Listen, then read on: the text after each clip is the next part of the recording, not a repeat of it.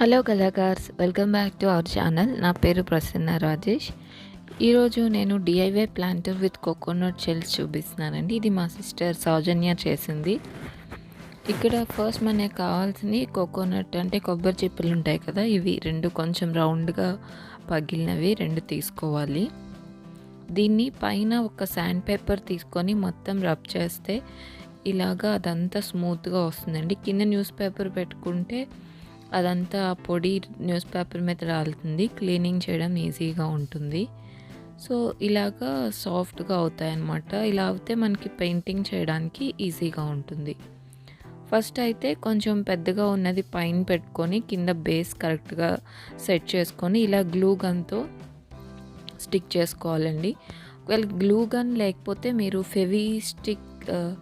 ఫెవిక్విక్ ఉంటుంది కదా, దాంతో స్టిక్ చేసుకోవచ్చు. సో ఇలా వస్తుందన్నమాట. ఇప్పుడు మనం దీనికి పెయింటింగ్ వేసుకోవాలి. ఫస్ట్ ఏ పెయింటింగ్ వేసినా బేస్ కలర్ వైట్ వేసుకుంటే దాని తర్వాత మీరు వేసే నెక్స్ట్ కలర్ అనేది బాగా కనిపిస్తుంది. సో ఇక్కడ ఏంటంటే మనం ఒక డాల్ ఫేసెస్ డ్రా చేస్తున్నాము.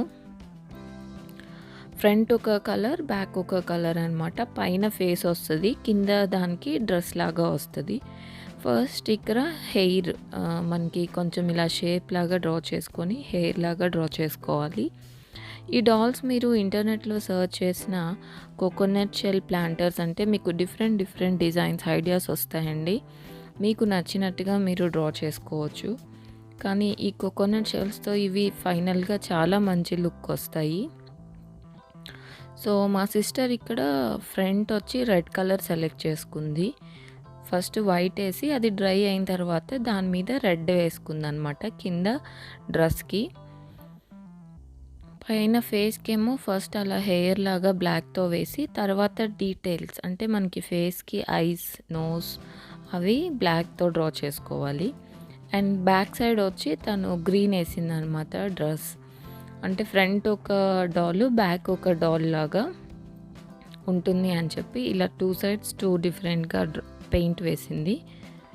సో మీరు నచ్చిన కలర్స్ యూస్ చేసుకోవచ్చు. మీరు కావాలంటే సేమ్ ఒకటే కలర్ చేసుకోవచ్చు మొత్తం కూడా.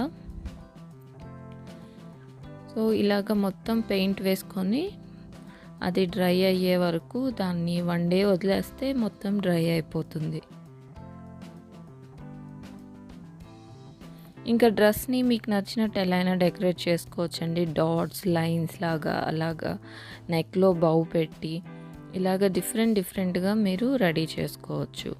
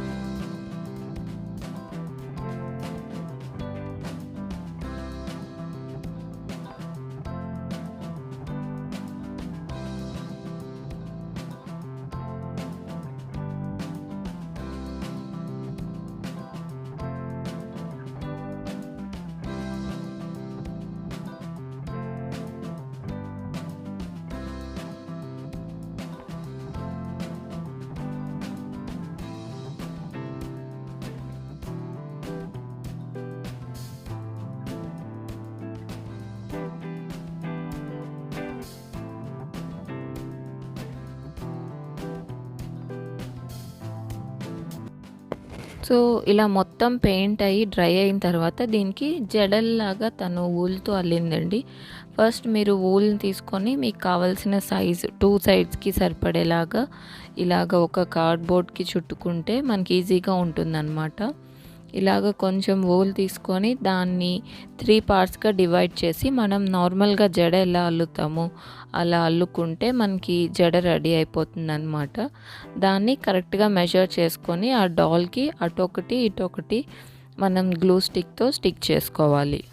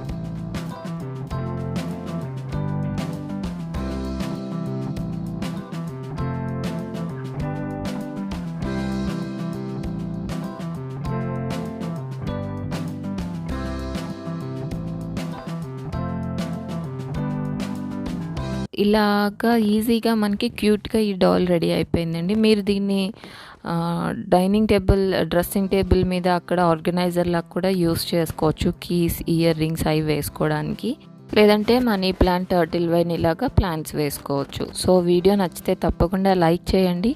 ఛానల్లో మిగిలిన వీడియోస్ చూసి నచ్చితే ఛానల్కి సబ్స్క్రైబ్ చేసుకోండి. Thank you for watching.